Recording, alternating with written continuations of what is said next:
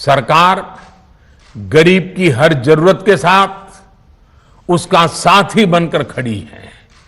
यानी नवंबर तक 80 करोड़ से अधिक देशवासियों को हर महीने तय मात्रा में मुफ्त अनाज उपलब्ध होगा। इस प्रयास का मकसद यही है कि मेरे किसी भी गरीब भाई बहन को, उसके परिवार को भूखा सोना ना पड़े। साथियों, देश में हो रहे इन प्रयासों के बीच कई क्षेत्रों से वैक्सीन को लेकर भ्रम और अफवाहों की जानकारी चिंता बढ़ाती है। ये चिंता भी मैं आपके सामने व्यक्त करना चाहता हूं। जब से भारत में वैक्सीन पर काम शुरू हुआ, तभी से कुछ लोगों द्वारा ऐसी बातें कही गई जिससे आम लोगों के मन में शंका पैदा हो। कोशिश ये भी हुई कि भारत के वैक्सीन निर्माताओं का हौसला पस्त पड़ जाए और उनके सामने अनेक प्रकार की बाधाएं आए। जब भारत की वैक्सीन आई तो अनेक माध्यमों से शंका आशंका को और बढ़ाया गया। वैक्सीन न लगवाने के लिए भांति भांति के तर्क प्रचारित किए गए। इन्हें भी देश देख रहा है। जो लोग वैक्सीन को लेकर आशंका पैदा कर रहे हैं, अफवाहें फैला रहे हैं, वो भोले भाले भाई बहनों के जीवन के साथ बहुत बड़ा खिलवाड़ कर रहे हैं। ऐसी अफवाहों से सतर्क रहने की जरूरत है। मैं भी आप सबसे, समाज के प्रबुद्ध लोगों से, युवाओं से अनुरोध करता हूं कि आप भी वैक्सीन को लेकर जागरूकता बढ़ाने में सहयोग करें। अभी कई जगहों पर कोरोना कर्फ्यू में ढील दी जा रही है, लेकिन इसका मतलब ये नहीं कि हमारे बीच से कोरोना चला गया है। हमें सावधान भी रहना है और कोरोना से बचाव के नियमों का भी सख्ती से पालन करते रहना है। मुझे पूरा विश्वास है हम सब कोरोना से इस जंग में जीतेंगे। भारत कोरोना से जीतेगा। इन्हीं शुभकामनाओं के साथ आप सभी देशवासियों का बहुत बहुत धन्यवाद।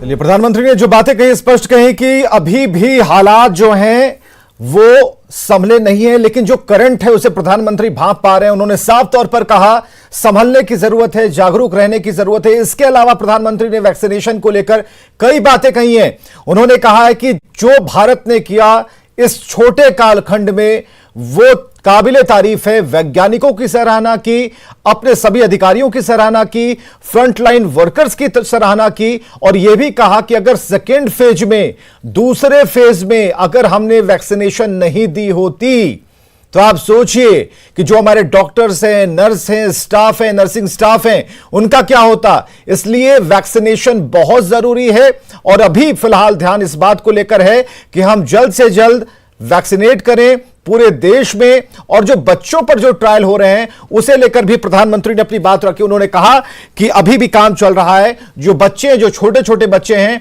उन्हें भी ट्रायल में लाया गया है। 2 फेज का ट्रायल हो चुका है और ऐसे में जो दवाई कंपनियां हैं, जो टीका कंपनियां हैं जो बना रही हैं, उनका रिसर्च इस बार भारत को और मजबूती दे रहा है, क्योंकि भारत निर्मित वैक्सीन का लोहा सभी मान रहे हैं।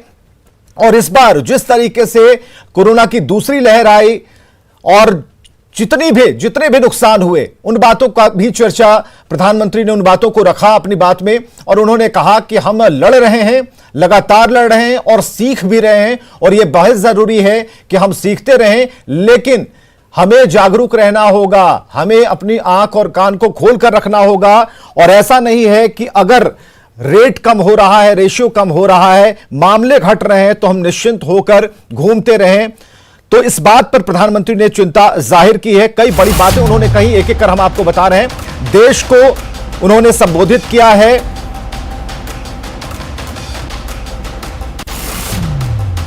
तो प्रधानमंत्री ने देश को संबोधित किया और सभी राज्यों को मुफ्त वैक्सीन देने की बात की है, जो सपोर्ट केंद्र की तरफ से होना चाहिए। सबसे अहम बात प्रधानमंत्री ने कही, गरीबों को दिवाली तक मुफ्त अनाज दिया जाएगा। प्रधानमंत्री नरेंद्र मोदी का बड़ा ऐलान, गरीबों को दीपावली तक मुफ्त अनाज दिया जाएगा। सभी राज्यों को मुफ्त वैक्सीन केंद्र देगा, केंद्र की तरफ से मुफ्त वैक्सीन दी जाएगी। हर देशवासी का मुफ्त में टीकाकरण होगा। इसके अलावा प्रधानमंत्री ने कहा कि गरीबों को दीपावली तक मुफ्त अनाज, जो एक बड़ा ऐलान है खासकर उस वर्ग के लिए जिससे चिंता सता रही थी कि अगर ऐसा ही चलता रहा तो फिर हमारा क्या होगा। लेकिन केंद्र सरकार ने इस पर चिंता जाहिर की। प्रधानमंत्री नरेंद्र मोदी ने यह कहा कि दीपावली तक अनाज मिलता रहेगा और इसके अलावा गरीबों को दीपावली तक मुफ्त अनाज देने की बात के अलावा वैक्सीन की बात को दोहराते रहे। और उन्होंने अपने वैज्ञानिकों के, देश के जो वैज्ञानिक हैं, वैसी कंपनियां जो लगातार दिन रात लगी रहीं ताकि जल्द से जल्द वैक्सीन को हम ला सकें। और सबसे प्रायोरिटी पर जो लोग हैं, जो इलाज कर रहे हैं, फ्रंटलाइन वर्कर्स हैं, उन्हें वैक्सीनेशन के बाद अब बारी जो है 18 साल के उम्र वालों को या फिर उसके कम उम्र वालों को देने की है। तो उसके लिए जो ट्रायल चल रहे हैं उसमें भी सरकार सपोर्ट कर रही है। जहां तक राज्यों को सपोर्ट करने की बात है तो राज्य केंद्र के साथ सामंजस्य बनाएं। केंद्र हर जगह उनके लिए खड़ी है और सबसे बड़ी बात, हर दुख में, तकलीफ में केंद्र सरकार ने बढ़ चढ़कर अपने सभी राज्यों की मदद की, उनके सुझावों को माना। और कई बातें जो प्रधानमंत्री ने कही वो बिल्कुल असरदार हैं, समझने वाली बातें हैं। और 30 मिनट तक प्रधानमंत्री ने बहुत कुछ कहा है। सबसे बड़ी बात हम आपको बताना चाहेंगे कि प्रधानमंत्री का जो संबोधन था वो इस बात को बताने के लिए था कि किस पीड़ा से हम गुजरे हैं, कई लोगों ने किस तरह अपने लोगों को खोया है। और ऐसे में जो टीकाकरण हमने शुरू किया, जो वैक्सीनेशन शुरू किया, वो कैसे आगे बढ़ा, निरंतर आगे बढ़ता चला गया और उसमें हमने कामयाबी पाई। खासकर जो देसी वैक्सीन है, देश में निर्मित वैक्सीन है, उसकी चर्चा उन्होंने की, उस पर फक्र उन्होंने महसूस किया। उन्होंने कहा कि हम सभी के लिए गर्व की बात है। लेकिन टीकाकरण की बात, उसकी रफ्तार की बात और आलोचनाओं की बात जहां तक है, उन्होंने कहा कि आलोचनाएं होती रहेंगी, वो एक तरफ है, लेकिन हम अपना काम करना नहीं भूलेंगे। और आनंद अमृतराज है हमारे साथ। आनंद, प्रधानमंत्री ने बहुत बड़ी बड़ी बातें कही हैं और हम कह सकते हैं कि ये सुझाव के तौर पर लिया जा सकता है, क्योंकि प्रधानमंत्री ने कहा कि कौन क्या कहता है फर्क नहीं पड़ता, हम जो कर रहे हैं उसके नतीजों पर हमें कारगर रहना होगा, खड़े रहना होगा।